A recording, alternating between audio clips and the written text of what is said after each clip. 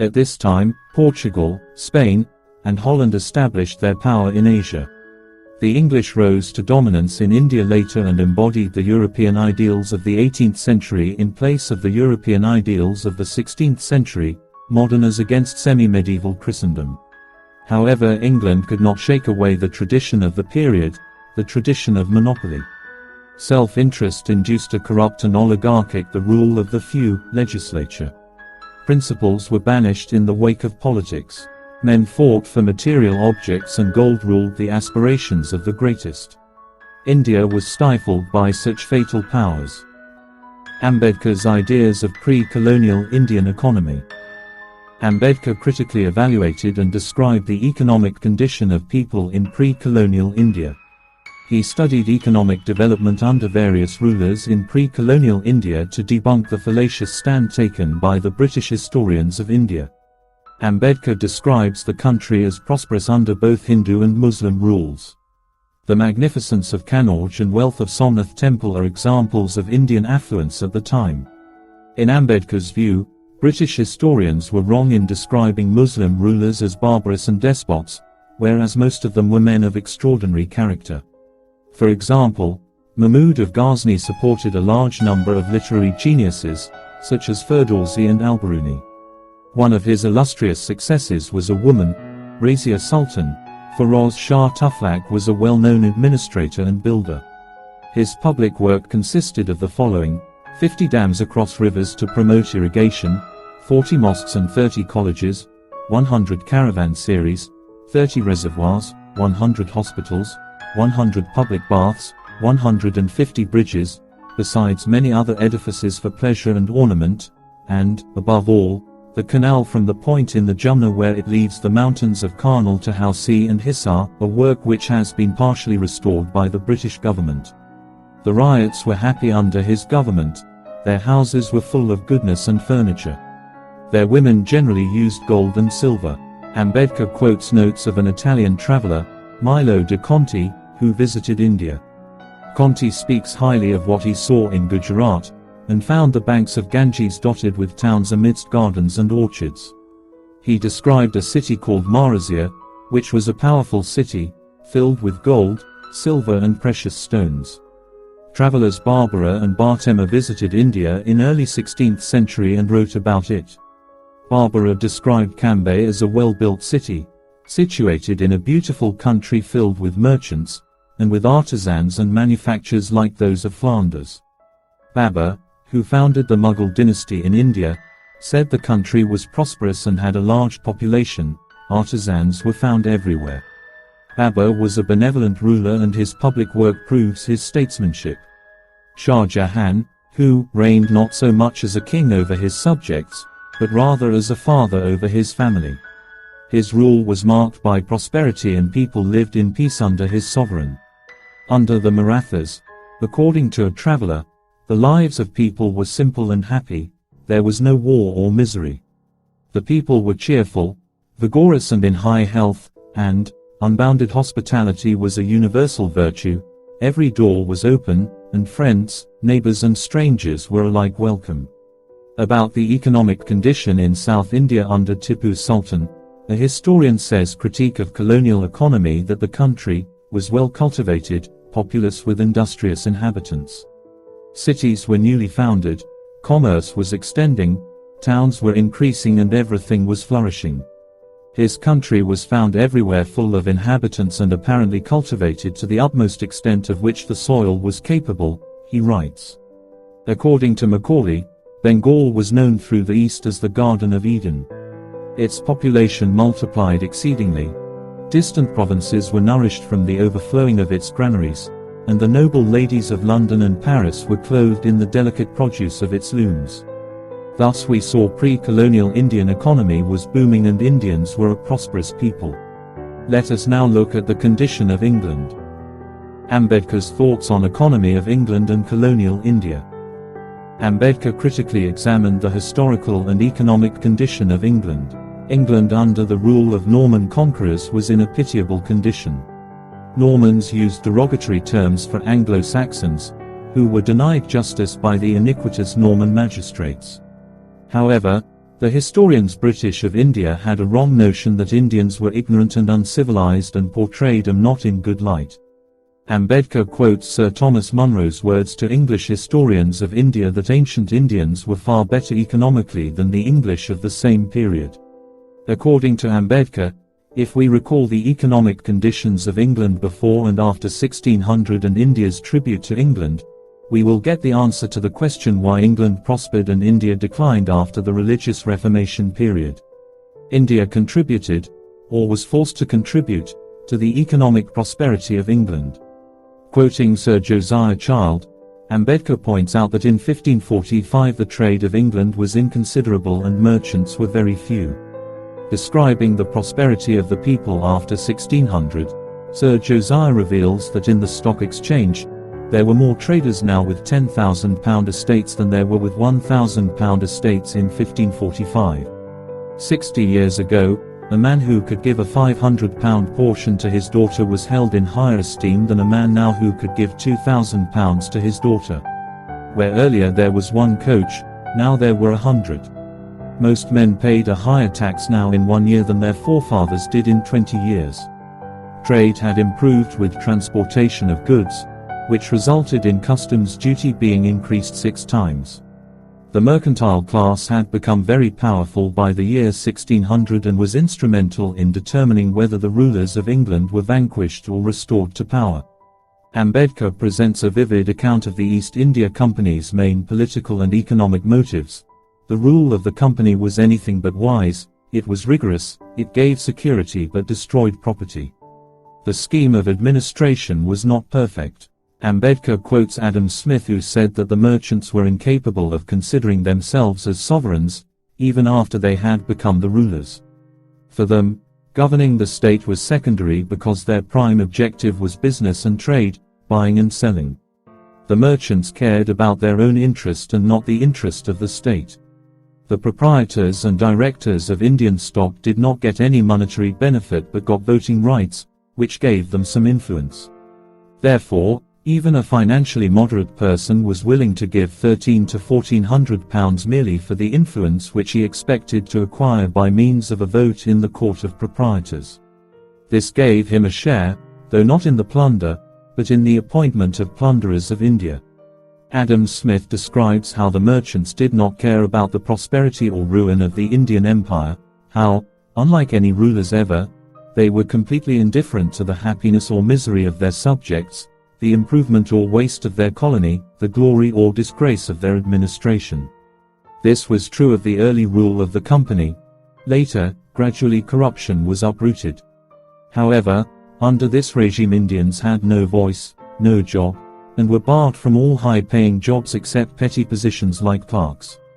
Colonial India's contribution of trade and stock to England's economy. India contributed to the economic prosperity and mobility of shareholders, merchants and wealth of England by trade and stock. Trade is forefront in the expansion of wealth. Stock is a barometer of business conditions. Hence, we will see how much that stock would be a useful criteria to determine the value of trade with India in England.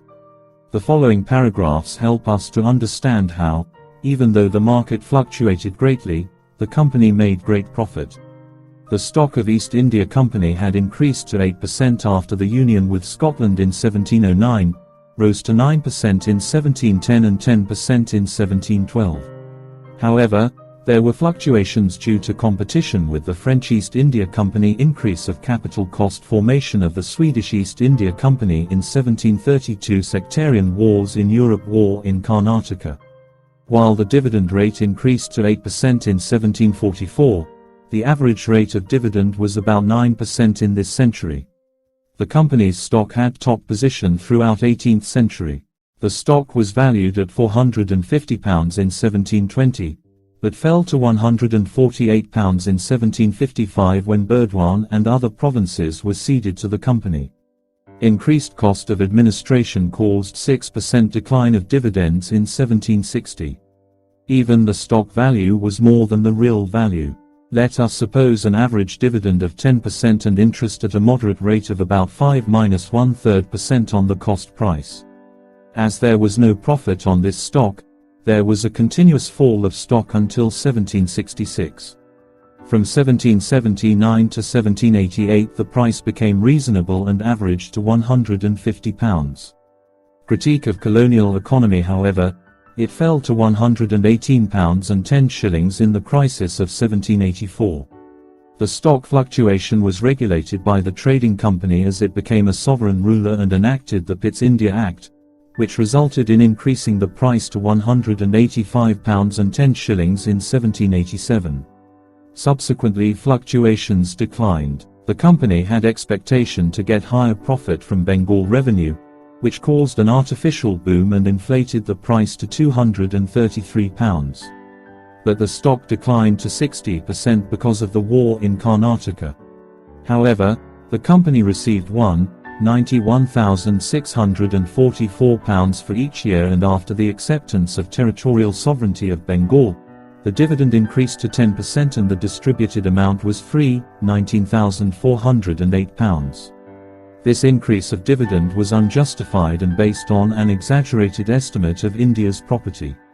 The dividend was paid by means of a loan at very high rate of interest. Later the dividend fell from 12–1/2% to 6% for 5 years. Lord North intervened to regulate the company dividends, which were subjected to ministerial control after the Regulation Act was passed. This helped to increase the value of property and dividends slowly. In 1792, the company signed a peace treaty with Tipu Sultan, because of which it received a revenue of £40,000 and a compensation of £16,000. This enabled the company to increase its dividend from 2% to 11%. The United Company of Merchants had paid to the English public £43,215 from 1798 to 1803. India provided England £58,666 for its war with America. Mr. Yale, who earned money exclusively from trade with India, set up the Yale College in the US. Thus India paid dividends to the stockholders of England and contributed to the wealth of England.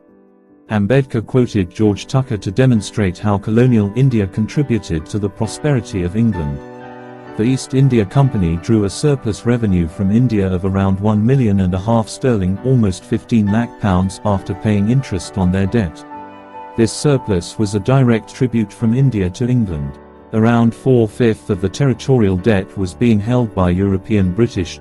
The interest on the debt was nearly £2 million sterling, £20 lakhs, which may be regarded as indirect tribute paid by India to England. Tucker estimated this indirect tribute together with the savings and profits from commerce at £3 million sterling, £30 lakh per annum around the year 1821. England earned income by forcing Indian traders to use British ships for port-to-port transportation. Thus Indian ship tonnage formed a considerable portion of the whole tonnage of Great Britain.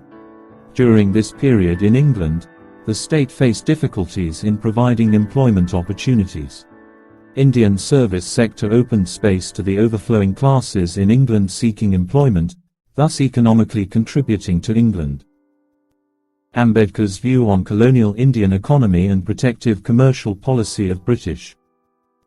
India's economy was far better than England's. England had failed to compete with Indian goods.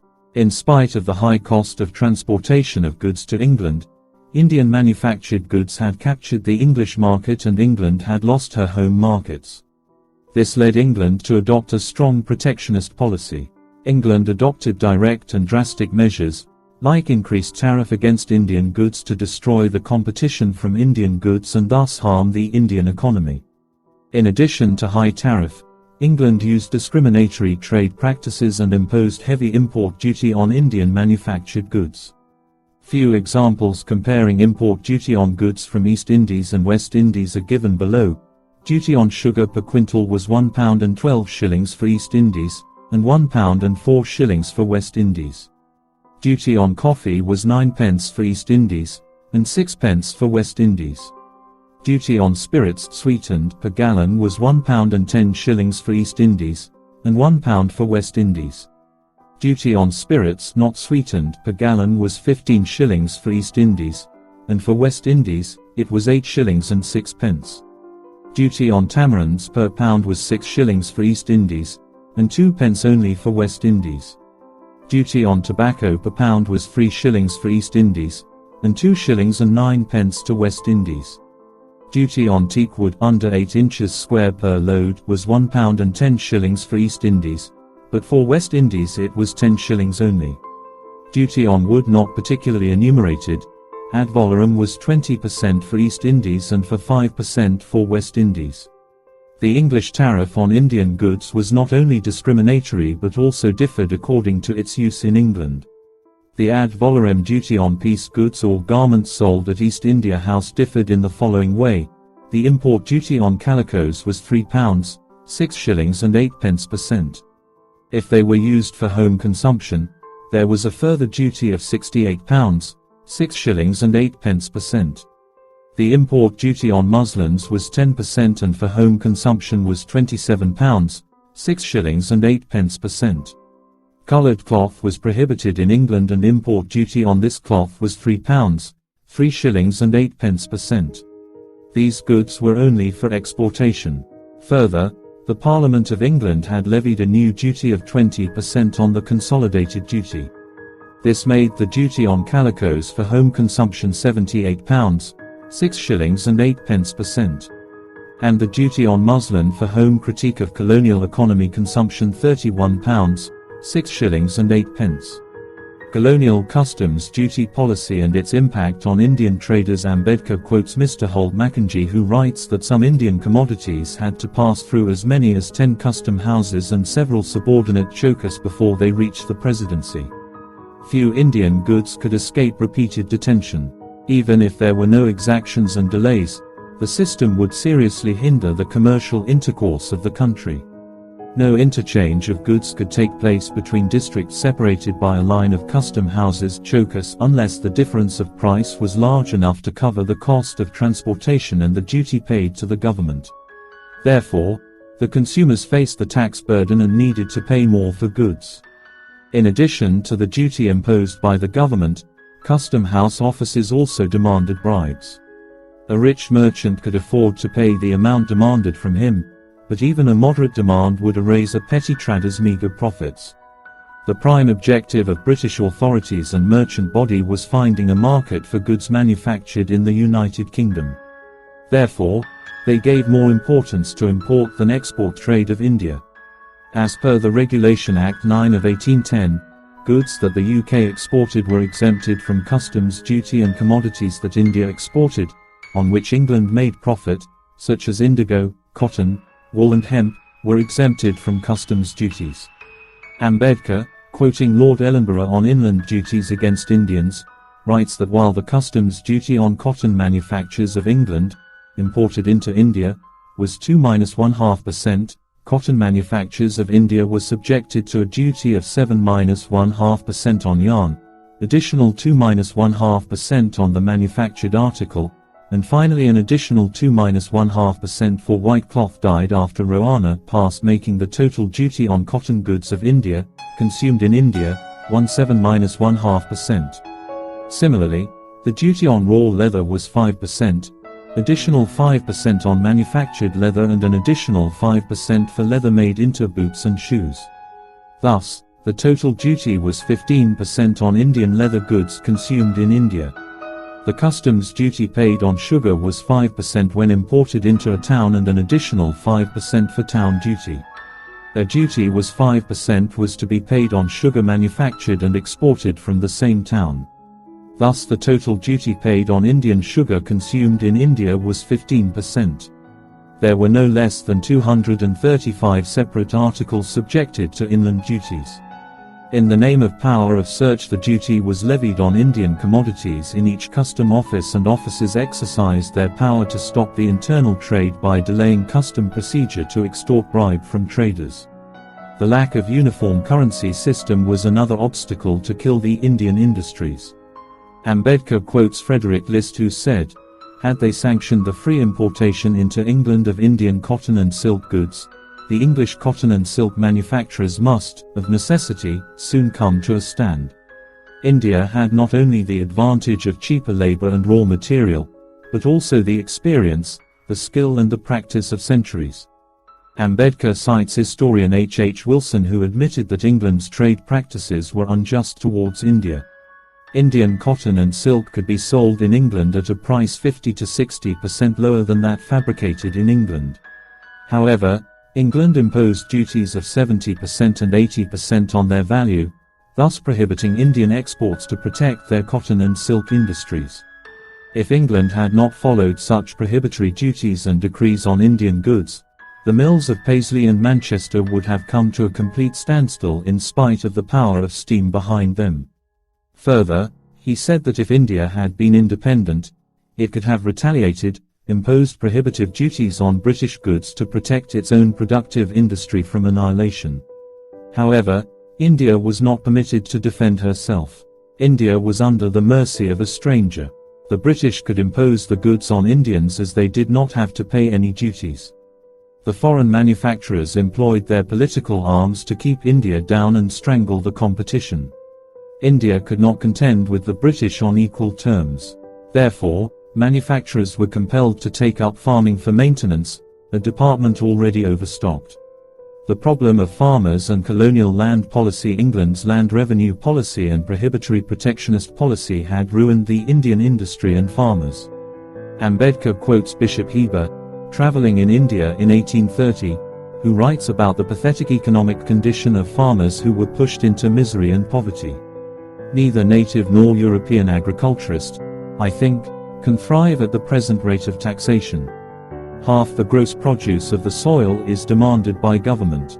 Bishop Heber writes about how the Indian farmers cultivated very frugally and were prudent in consuming food. However, their provisions of grains became insufficient even during a favorable monsoon. When their crops failed in slight degree, even government assistance did not prevent men, women and children from dying. Bengal had fertile agrarian land and a system of permanent assessment tax because of which famine was unknown there. However, in northern India, the peasantry was worse off, poorer and more dispirited in the company's provinces than under native princes. In Madras Presidency, the soil was poor and farmers were worse off. He writes, "The fact is, no native prince demands the rent which we do, and making every allowance for the superior regularity of our system, etc., I met with very few men who will not, in confidence, own their belief that the people are overtaxed and that the country is in a gradual state of impoverishment." Bishop Heber explains that the colonial collectors did not declare the gloomy status of people to the secretaries of Madras and Calcutta, lest it may defame them. Further, Bishop Heber speaks on trade and industries. He explains that the trade of Surat had fallen and consisted of raw cotton, which was shipped to Bombay. The English undersold the Indian manufactured goods, leading to a dismal decay of the circumstances of Indian merchants. Bishop Heber writes that the natives petitioned to the British Parliament, but the appeal was in vain. To ameliorate their misery, natives petitioned Parliament saying that every critique of colonial economy encouragement is held out to the exportation from England to India of the growth and produce of foreign, as well as English industry, while many thousands of the natives of India, who, a short time ago, derived a livelihood from the growth of cotton and the manufacture of cotton goods, are without bread, in consequence of the facilities afforded to the produce of America, and the manufacturing industry of England. But the appeal was made in vain, and the interests of England always remained in the forefront in the eyes of those that were called upon to rule the destinies of India. Ambedkar critiques on financial and monetary economy in colonial India. Critique on financial economy in colonial India. Ambedkar examined the changes in administration and finance of the East India Company during the period 1792 to 1858, which led him to conclude that colonial rulers had imposed injustice on Indians. His detailed analysis of gross revenue and expenditure of colonial India revealed that the company had surplus revenue for 36 years and was in deficit for the remaining 30 years, though the combined surplus was in excess of the combined deficit. The main reason for the deficit was that money was not saved in India. It went as a tribute and dividends to company shareholders. The money flow was not sufficient in India to pay to dividends, and it had an impact on increasing debt or public debt of India. The Indian debt was increased because the company borrowed money. There were two ways to raise loans: within India by accepting exchange of loan notes home bond debt raised in England by issuing bonds. Ambedkar had found that the Indian debt rose from £70 lakh to £607 lakh, an increase of 767% in the years 1792–1857. However, the home bond debt never exceeded £66 lakh during the years 1800–1857. The surprising fact was that Indian debt was more than home bond debt. The home bond debt did not increase because the English Parliament's regulation limited the borrowing capacity of East India Company. The tax that the British government imposed on land was not only excessive, it was fluctuating and uncertain in many provinces. The tax rate for Indians ranged from 80 to 90%, while in England it was between 5 and 20% for 100 years up to 1798. The British government generated huge revenue during the period 1792–93 to 1885–86. The major components of average revenue are given below: land tax, 54% tax on salt, 11% opium duties, 8.7% customs duty, 6.2%. During the period 1800–1857, the British government spent between 45% and 64% of expenditure on military alone, whereas they spent negligible amount on public works in India. Ambedkar, quoting John Bright, wrote that a single city of Manchester in England had spent more on a single item, water, than the money spent on all kind of public works in India. The British administration and finance of East India Company benefited from financial settlement. The East India Company ceased to be a commercial corporation as per the Act of 1834. After this act, the company benefited in the following ways: 15% payment for territorial charges to England, 12% for liquidation of part of home debt, 13% for redemption of capital stock of the company. The public debt of India was entirely due to wars, and India had to bear the burden of debt. The company had spent £73,484 on wars, and this unproductive expenditure was placed on the shoulder of the poverty-stricken Indians. The revenue from India was spent outside India for non-Indian purpose. Ambedkar dissected the Act of 1858 and showed it to be unfavorable to India and having evil administrative objectives such as autocracy, secrecy and irresponsibility towards Indians. From an economic point of view, India contributed immensely to the prosperity of England but did not get any economic benefits in return. England's contribution lay in the uneconomic realm, such as maintenance of peace, introduction of Western education, building modern institutions including administrative and judicial system. Ambedkar's contribution to the field of public finance and his earlier work on administration and finance of East India Company gave substantive inferences and criticism. He further developed his Ph.D. thesis on the evolution of provincial finance in British India. This work explores the central state financial relationship in British India during the period 1833–1921. He criticized the British government for its excessive revenue collection through taxation. However, a poor country like India had limits to taxation. As the result, the problem of equitable distribution of burden on various forms of government such as the central, provincial and local government assumed significance. The centralization of government finances was a failure on account of faulty fiscal system marked by injurious taxes and extravagant expenditure. The financial system collapsed due to imprudent and unsound fiscal policy. British India suffered its fiscal malady during 1790–1870 mainly because of the inadequacy of Imperial system of finance. Financial inadequacy resulted in chronic budget deficit.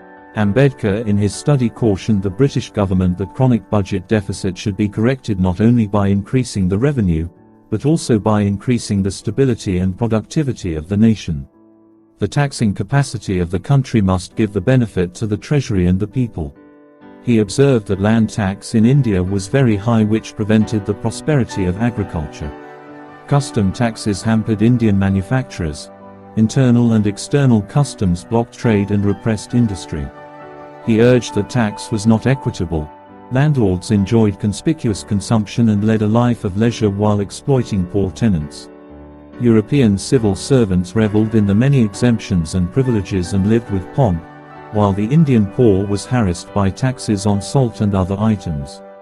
The government was unable to alleviate the burden of taxes from the injurious revenue system.